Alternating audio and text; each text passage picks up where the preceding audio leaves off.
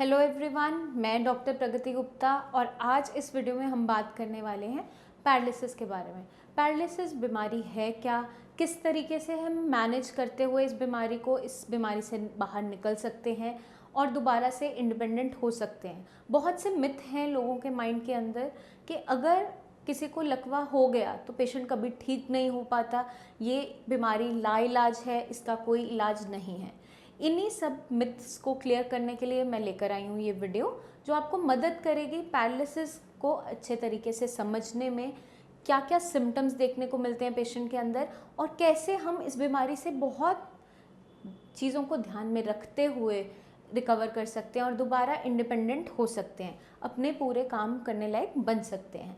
तो हम स्टार्ट करते हैं पैरालिसिस एक्चुअल में पहले बीमारी होती क्या है। पैरालिसिस एक ऐसा न्यूरोलॉजिकल डिसऑर्डर है, ब्रेन का डिसऑर्डर है, जिसके अंदर ब्रेन में या तो क्लॉट फॉर्मेशन देखने को मिलता है या फिर हेमरेज हो जाता है, या तो खून का थक्का जमता है ब्रेन के अंदर या फिर ब्रेन के अंदर कोई नस फट जाती है। इसके पीछे बहुत सारे कारण होते हैं, या तो किसी इंजरी की वजह से, सिर पे चोट लगी, आप कहीं से गिर गए, हेड इंजरी हो गया, इस कारण से भी स्ट्रोक के आगे चांसेस होते हैं। पोस्ट सर्जरी पेशेंट में कई बार स्ट्रोक देखने को मिल जाता है। साथ के साथ जो पेशेंट ऑलरेडी सफ़र कर रहे होते हैं हाई ब्लड प्रेशर से, हाई शुगर वैल्यू से या हाई कोलेस्ट्रॉल के मरीज़ ऑलरेडी हैं, उनके अंदर बहुत ज़्यादा चांसेस होते हैं स्ट्रोक होने के। इसलिए अगर आप हाई ब्लड प्रेशर और शुगर के मरीज़ हैं तो आपको अभी से अपना ध्यान रखना ज़रूरी है, क्योंकि आगे चलकर इन कॉम्प्लिकेशंस तक हम ना पहुँचे और स्ट्रोक से बचे रहें, पैरालिसिस जैसी बीमारी तक ना पहुँचे। हम अगर इनिशियली ही स्टेप पे सतर्क हो जाते हैं, शुरुआत में ही अपनी चीज़ों को अच्छे से ध्यान रखना स्टार्ट कर देते हैं, तो हम इस बीमारी के शिकार नहीं बनते हैं। इसलिए जो भी पेशेंट्स हाई ब्लड प्रेशर से सफ़र कर रहे हैं या डायबिटिक हैं, उनको अपना खास ध्यान रखना है। अपनी मेडिसिन टाइम पे लीजिए, अपनी शुगर बीपी की मॉनिटरिंग ज़रूर कीजिए, अपनी डाइट से, अपने लाइफस्टाइल से चीज़ों को मैनेज करना बहुत इंपॉर्टेंट है।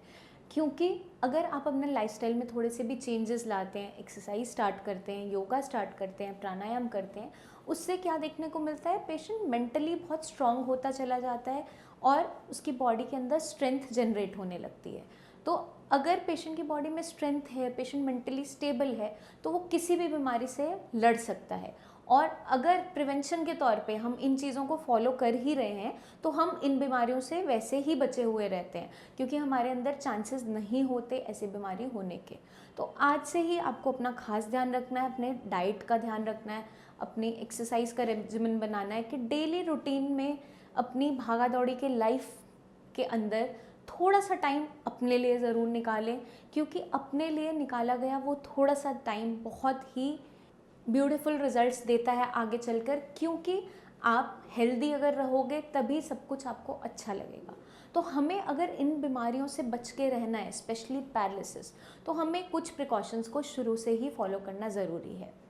अब उसके अंदर आपको क्या करना है, बीपी शुगर के अगर आप मरीज़ हो तो अपनी मेडिसिन टाइम से लेंगे। मेडिसिन से मैनेज नहीं हो रहा है तो साथ के साथ अपनी डाइट पे बहुत ध्यान देना ज़रूरी है, क्योंकि सिर्फ दवाइयों से चीज़ें मैनेज नहीं हो पाती। डाइट का मेजर इम्पॉर्टेंट रोल है किसी भी बीमारी को रिजॉल्व करने में और किसी भी बीमारी को आपके शरीर में बनने के लक्षण देने में, क्योंकि डाइट से हम बहुत सारी चीज़ें अपनी बॉडी में एक्स्ट्रा ऐसी पुट ऑन करते हैं जिसको बॉडी को मेटाबोलाइज करना पड़ता है। अब जितनी कैलोरीज आप खा रहे हो उसको बर्न आउट करना ज़रूरी है, इसलिए थोड़ा फिजिकल एक्सरसाइज करना, योगा करना, प्राणायाम करना, अपनी डेली लाइफस्टाइल में ऐड उसको करना बहुत इंपॉर्टेंट हो जाता है। क्योंकि हर किसी का शेड्यूल बहुत ही स्ट्रेसफुल है, लाइफ हर किसी की स्ट्रेसफुल है आजकल, क्योंकि भागा दौड़ी बहुत ज़्यादा है। पेशेंट को मेंटल स्ट्रेस बहुत ज़्यादा रहता है, हर किसी की डेस्क जॉब होती है, तो वैसे ही हमारा फिजिकल वर्क नहीं होता। तो 45 मिनट्स की नॉर्मल वॉक या ब्रिस्क वॉक आप डेली कर सकते हो। Anulom vilom, breathing exercise, simple aerobic exercises, stretching exercises अपने डेली रेजिमेंट में ऐड ऑन कर सकते हो। जो लोग हेल्दी हैं उन्हें भी करनी चाहिए, और अगर कोई ऑलरेडी सफ़र कर रहे हैं पैरालिसिस जैसी बीमारी से, ऑलरेडी मरीज़ हैं, तो उनको तो ब्रेन की ट्रेनिंग के लिए और दोबारा से मसल्स के अंदर स्ट्रेंथ लाने के लिए एक्सरसाइज करना बहुत ज़्यादा ज़रूरी हो जाता है। अब हम बात कर रहे थे पैरालिसिस की। पैरालिसिस जो एक ऐसा ब्रेन का डिसऑर्डर है जो आपको बिल्कुल लाचार बना देता है, आपकी बॉडी की फंक्शनिंग को छीन लेता है, आपकी बॉडी के अंदर स्ट्रेंथ नहीं बचती है क्योंकि ब्रेन से कमांड नहीं आ रही है। ब्रेन आपका हाथ पैर की मूवमेंट को करने के लिए या आपकी बोलने के लिए, आपकी नॉर्मल एक्टिविटी करने के लिए अब रिस्पॉन्ड अच्छे तरीके से नहीं कर पा रहा है क्योंकि ब्रेन ने सफ़र किया है या तो क्लॉट से या हेमरेज से। अब ब्रेन का अगर कुछ हिस्सा डेड हो चुका है, वो परमानेंटली डेड हो जाता है, वो ज़िंदा नहीं हो सकता क्योंकि न्यूरॉन्स के पास कभी भी कैपेबिलिटी नहीं होती रीजनरेशन की। न्यूरॉन एक बार मर गया, ब्रेन का सेल डेड हो गया तो ज़िंदा नहीं हो सकता। लेकिन जिन भी लोगों को पैरालिसिस हो चुका है या जो पेशेंट पैरालिसिस से सफ़र अभी भी कर रहे हैं, उनको ये बात बहुत ही क्लियर करने की ज़रूरत है कि बाकी जो आपका हेल्दी ब्रेन है वो हमेशा रेडी रहता है सीखने के लिए, बस उसको मौका देना पड़ता है सिखाने का। वही मौका दोबारा देने के लिए जब भी पेशेंट श्रेयास के अंदर आता है, हमारी टीम पूरा हिस्ट्री टेकिंग करती है, पूरा डायग्नोसिस बनाती है कि एक्चुअली जो पेशेंट था उसे पैरालिसिस हुआ कैसे, सडन ऑनसेट था, किसी चोट लगने के बाद हुआ, या कोई ऐसी मेडिसिन तो नहीं खाई थी जिसके बाद पेशेंट को कुछ ऐसी तकलीफ़ हो गई। तो पूरी हिस्ट्री लेने के बाद जब हम डायग्नोसिस बनाते हैं कि स्ट्रोक का रीज़न क्या रहा, हेमरेज था या फिर क्लॉट फॉर्मेशन था, जब एक बार हम डायग्नोसिस बना देते हैं तो उसका लाइन ऑफ ट्रीटमेंट हम स्टार्ट करते हैं। पेशेंट को इनिशियली 1 मंथ का ट्रीटमेंट दिया जाता है जिसके अंदर उसको डाइट समझाई जाती है, उसका एक डेली एक्सरसाइज का रेजिमेंट समझाया जाता है और साथ के साथ कुछ ऐसे नर्वाइन टॉनिक्स दिए जाते हैं जो मदद करते हैं ब्रेन को दोबारा से सिखाने में। अब इनिशियली जब भी किसी को पैरालिसिस होता है, ब्रेन के अंदर कैपेबिलिटी होती है न्यूरोप्लास्टिसिटी की। आपके जो न्यूरॉन्स हैं बाकी जो ठीक हैं वो अपने आप में बीच में कनेक्शंस बनाना स्टार्ट करते हैं ताकि जो हिस्सा डेड हो चुका है उसकी फंक्शनिंग अब वो संभालना स्टार्ट करें। जब वो ऐसी कोशिश कर रहे होते हैं, कुछ समय बॉडी सपोर्ट करती है उन्हें और खुद से ये चल रहा होता है। उस टाइम पे अगर आप कोई भी मेडिसिन नहीं खाते हो, आपके अंदर रिकवरी दिख रही होती है। एक टाइम लेकिन ऐसा आता है जब ये न्यूरोप्लास्टिसिटी स्लो डाउन हो जाती है और रुक जाती है, कभी कभार बंद भी हो जाती है। उसको दोबारा से स्टार्ट करने के लिए, एक सपोर्ट देने के लिए एक पुश की ज़रूरत होती है। तो जितने भी नर्वाइन टॉनिक्स हैं, जितनी भी हर्ब्स होती हैं, उनके पास कैपेबिलिटी होती है ब्रेन के अंदर न्यूरोप्लास्टिसिटी दोबारा से स्विच ऑन करने की। वही मदद श्रेयास के ट्रीटमेंट के अंदर हम पेशेंट को करते हैं, जिसकी मदद से पेशेंट इंडिपेंडेंट होता चला जाता है। अब ब्रेन के अंदर डैमेज कितना है, पेशेंट कितने टाइम से सफ़र कर रहा है इस बीमारी से, वो डिसाइड करता है कि रेट ऑफ रिकवरी पेशेंट का कैसा रहेगा। क्योंकि सबसे पहले जब पेशेंट हमारे पास आता है, उसका फर्स्ट क्वेश्चन क्या होता है, मैं कब तक ठीक हो जाऊँगा। इस क्वेश्चन का आंसर हम पेशेंट को समझाते हैं, एक्सप्लेन करते हैं, क्योंकि हर एक पेशेंट अपने आप में अलग होता है। आप अलग हैं, मैं अलग हूँ, क्योंकि हर किसी का मेटाबॉलिज्म अलग है, हर किसी के बॉडी का रिस्पॉन्ड करने का तरीका अलग है। तो जो भी हम ट्रीटमेंट स्टार्ट करते हैं, जब पेशेंट का नर्वाइन टॉनिक स्टार्ट करते हैं, पेशेंट मेडिसिन खाना स्टार्ट करता है, रेजिमेंट को फॉलो करना स्टार्ट करता है, अगर वो गाइडलाइंस अच्छे तरीके से फॉलो करता है एज़ पर हमारी इंस्ट्रक्शन के, तो पेशेंट के अंदर 1 मंथ के अंदर रिकवरी होना स्टार्ट हो जाता है। अब पेशेंट की जो स्पीड ऑफ रिकवरी होती है 1 मंथ के अंदर, उस अकॉर्डिंग हम डिसाइड कर पाते हैं कि फर्दर लाइन ऑफ ट्रीटमेंट कैसा रहेगा। पेशेंट को पेशेंस रखना बहुत इम्पॉर्टेंट है, क्योंकि ये बीमारी छोटी बीमारी नहीं है। कोई सर्दी खांसी ज़ुकाम नहीं है जो 2 दिन के इलाज से ठीक हो जाएगा। कई साल लगे हैं आपकी बॉडी में कुछ सिम्टम्स आने में, और जब अचानक से आपको ये बीमारी हुई तो ब्रेन का काफ़ी हिस्सा सफ़र करता है डैमेज से।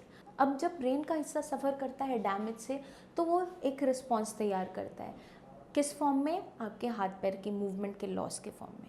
अब वो डिपेंड करता है कि ब्रेन का कौन सा हिस्सा डैमेज है, कितना डैमेज है, उसके अकॉर्डिंग ब्रेन का जो रिस्पॉन्स है बॉडी के ऊपर वो देखने को मिलता है।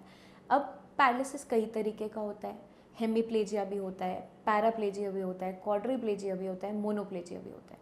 मोनोप्लेजिया का मतलब होता है कि आपकी एक लिम्ब, चाहे अपर बॉडी है लोअर बॉडी है, वो अफेक्टेड है। अब हेमिप्लेजिया जो होता है, एक पूरी side, half part of the body affected है, उसकी मूवमेंट में लॉस है। क्वाड्रिप्लेजिया होता है गर्दन से नीचे आपका जो पूरा बॉडी पार्ट है, लिम्स हैं, आपकी कमर से नीचे का हिस्सा है, वो फंक्शन नहीं कर रहा है। पैराप्लेजिया उन केसेस के अंदर देखने को मिलता है जहाँ स्पाइनल इंजरीज होती हैं, कोई चोट लगी कमर पे, कोई ट्यूमर था, उसकी सर्जरी हुई, उसके बाद कमर के नीचे का हिस्सा सुन्न हो गया, वहाँ की मूवमेंट नहीं है, लेटरिन पेशाब का महसूस नहीं होता है, उसे हम पैराप्लेजिया कहते हैं। तो पेशेंट्स के अंदर हमें क्या ध्यान रखना है कि कितना % नुकसान है ब्रेन के अंदर, कौन सा टाइप ऑफ डैमेज है, क्लॉट फॉर्मेशन की वजह से है, हेमरेज की वजह से है, तो वो देखा जाता है इनिशियली। वो देखते हुए हम डिसाइड करते हैं कि पेशेंट का लाइन ऑफ ट्रीटमेंट किस तरीके से रखना है। अगर पेशेंट ऑलरेडी सफ़र कर रहा है हाई ब्लड प्रेशर से, डायबिटिक भी है, साथ के साथ कोलेस्ट्रॉल का मरीज़ भी है, तो उन पेशेंट्स के अंदर कुछ बेसिक एलोपैथिक मेडिसिन जो उनकी चल रही होती है उनको कंटिन्यू करवाया जाता है। क्योंकि एक बार जब किसी को स्ट्रोक हो जाता है उसके बाद काफ़ी ज़्यादा चांसेस होते हैं रीअकरेंस के, बार बार होने के। तो जितनी भी आपकी दवाइयाँ एलोपैथिक मेडिसिन आप पर्चा उठाओगे अपना अगर देखोगे, उसमें कोई भी रिकवरी की दवाई नहीं होती है आपकी, कोई भी ऐसी रिकवरी की मेडिसिन नहीं होती है जो ब्रेन पे काम करती है। लेकिन हाँ, आपकी बीपी शुगर की मेडिसिन, खून पतला करने की दवाइयाँ या कोलेस्ट्रॉल की दवाइयाँ आपके पर्चे में देखने को मिल जाती है। इन मेडिसिन की हेल्प से हम आगे दोबारा से स्ट्रोक ना हो उसको प्रिवेंट कर सकते हैं, लेकिन रिकवरी के लिए हमें कुछ ना कुछ तो करना पड़ेगा। अब ब्रेन के अंदर रिकवरी लाने के लिए हमें क्या करना है, ऑक्यूपेशनल थेरेपी पे थोड़ा फोकस करना होता है। ऑक्यूपेशनल थेरेपी बहुत ही सिंपल थेरेपी है जो आप खुद भी कर सकते हो। उसके अंदर आपको क्या करना है, जो काम आप ऑलरेडी करते थे ब्रेन को दोबारा रिमाइंड करवाते हुए दोबारा से वो सिखाना है। अगर मान लीजिए आप गार्डनर थे, माली थे, गार्डनिंग का काम करते थे, तो वही एक्टिविटीज़ दोबारा से स्टार्ट कीजिए।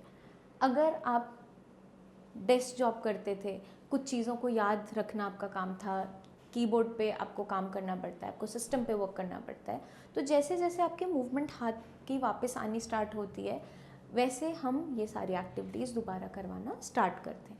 ब्रेन की ट्रेनिंग बहुत ज़्यादा ज़रूरी है। अगर कोई टीचिंग प्रोफेशन में था और वो बच्चों को पढ़ाता है या किसी को भी स्टूडेंट्स को पढ़ाता है, तो हम उन्हें प्रैक्टिस करने के लिए बोलते हैं कि आप बोल के दोबारा से क्लासेस लेना स्टार्ट करो। ब्रेन को हमें दोबारा उस रूटीन में, उस रेजिमेंट में लाना ज़रूरी हो जाता है। क्योंकि पेशेंट के साथ क्या देखने को मिलता है, जब भी पेशेंट आता है पेशेंट बहुत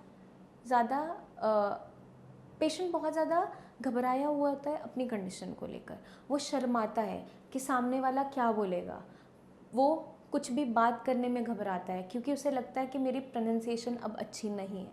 तो अगर ऐसी कोई भी कंडीशन आपके साथ है, आपने बिल्कुल भी निराश नहीं होना है, उस चीज़ से बाहर निकलना है, अपने कॉन्फिडेंस को लूज़ नहीं होने देना है, निरंतर लगातार प्रैक्टिस करते रहना है। क्योंकि अगर हमें ब्रेन को दोबारा से सिखाना है तो उसको रेपिटेशन की मदद से हम सिखा सकते हैं। यही ब्रेन की खासियत है और इसी तरीके से ब्रेन ट्रेन हो जाता है। क्योंकि जो हिस्सा डेड हो चुका है उसके लिए हम कुछ नहीं कर सकते, लेकिन बाकी जो हेल्दी ब्रेन है उसकी सपोर्ट से हम अपनी बॉडी में रिकवरी वापस ला सकते हैं, दोबारा इंडिपेंडेंट बन सकते हैं। इसके लिए बस हमें क्या ध्यान रखना है, जो गाइडलाइंस हम आपको देते हैं उसको पूरा फॉलो करना है और बिल्कुल भी निराश नहीं होना है, डिप्रेस नहीं होना है। मैं मानती हूँ ये बीमारी ऐसी है कि बिल्कुल आपको तोड़ देती है अंदर से, क्योंकि इंडिपेंडेंट हम कुछ भी नहीं कर पा रहे होते हैं। अगर हमें पानी का ग्लास भी चाहिए या वॉशरूम तक भी जाना है तो हम किसी ना किसी पर डिपेंडेंट हो जाते हैं।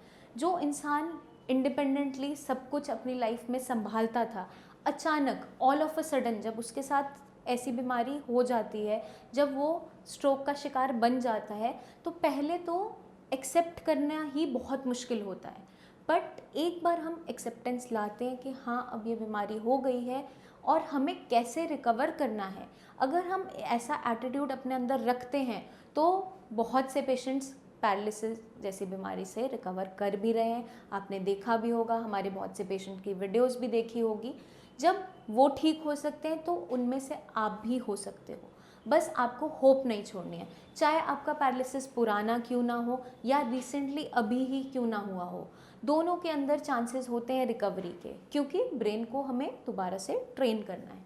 उसका मौका अगर हम ब्रेन को देते हैं तो ब्रेन दोबारा सीखने लगता है। अगर किसी का पैरालिसिस बहुत पुराना हो चुका है, उसके अंदर कुछ चीज़ों का हमें ध्यान रखना ज़रूरी होता है। जब भी किसी को पैरालिसिस इनिशियली होता है तब से ही उसे अपनी मांसपेशियों की फंक्शनिंग पे थोड़ा थोड़ा काम करना स्टार्ट कर देना चाहिए, क्योंकि लंबे टाइम तक मांसपेशियों के अंदर अगर मूवमेंट नहीं हो रही है, हम जॉइंट मूव नहीं कर रहे हैं, मसल्स मूव नहीं हो रही हैं, तो उन मसल्स के अंदर स्टिफनेस, ऐंठन होना या मसल्स का सूख जाना वो देखने को मिल जाता है। इसलिए आपने प्रोटीन एनरिच डाइट लेना है। दालें, दूध अच्छे से आप खाने के अंदर लोगे। नॉन वेजिटेरियंस जो भी हैं, अंडे का सफ़ेद हिस्सा, फ़िश ले सकते हैं, क्योंकि ये दोनों ही ऐसी चीज़ें हैं जो आपके बैड कोलेस्ट्रॉल को नहीं बढ़ाती हैं और आपकी बॉडी को एनर्जी पूरी देती हैं। तो आपको क्या ध्यान रखना है, अपनी डाइट अच्छी रखनी है। कैल्शियम इनरिच डाइट होनी चाहिए आपकी, विटामिन डी भरपूर होना चाहिए। वेजिटेरियंस जो भी हैं वो मशरूम खा सकते हैं, दालें खा सकते हैं, दूध ले सकते हैं, मलाई हटा के अपना रेगुलरली मिल्क ले सकते हो, कोई दिक्कत नहीं है। तो अगर हम इन चीज़ों को फॉलो करते हैं, अपनी डाइट अच्छी रखते हैं, अपने बीपी, शुगर, कोलेस्ट्रॉल को मैनेज रखते हैं, तो हम दोबारा से इस बीमारी के अंदर नहीं फंसते हैं। क्योंकि एक बार स्ट्रोक होने के बाद बॉडी की टेंडेंसी होती है कि बार बार लोगों में स्ट्रोक देखने को मिल जाता है। तो उसको प्रिवेंट करने के लिए अगर आप कोई मेडिसिन खा रहे हो बीपी शुगर की, उनको कंटिन्यू करना ज़रूरी होता है। साथ के साथ बीपी शुगर की मॉनिटरिंग करना ज़रूरी होता है। अपने रेगुलर हेल्थ चेकअप्स करवाइए, टेस्ट करवाइए, हमें अपनी हेल्थ को नेग्लेक्ट नहीं करना है। और जो पेशेंट्स ऑलरेडी सफ़र कर रहे हैं इस बीमारी से, उनके लिए मेरी एक ख़ास एडवाइस है, बिल्कुल भी उम्मीद नहीं छोड़नी है, क्योंकि आपके साथ पूरी श्रेयस की टीम खड़ी है। हम आपकी मदद करने के लिए हमेशा तैयार हैं। बस आपको छोटा सा काम करना है, अपनी एक प्रेजेंट कंडीशन की वीडियो, और अगर आपके पास कोई MRI CT स्कैन की प्रीवियस रिपोर्ट है, वो आप नीचे दिए हुए नंबर्स पर हमें व्हाट्सएप कीजिए और हमारी टीम ऑफ डॉक्टर्स आपकी पूरी मदद करेगी दोबारा से आपको इंडिपेंडेंट बनाने में, आपको अपनी नॉर्मल लाइफ में वापस आने में। जल्दी ही मिलेंगे हम नेक्स्ट वीडियो में, जिसमें मैं लेकर आऊँगी बहुत सी ऐसी टिप्स जो मदद करेगी आपको इस बीमारी से जल्दी रिकवर करवाने में।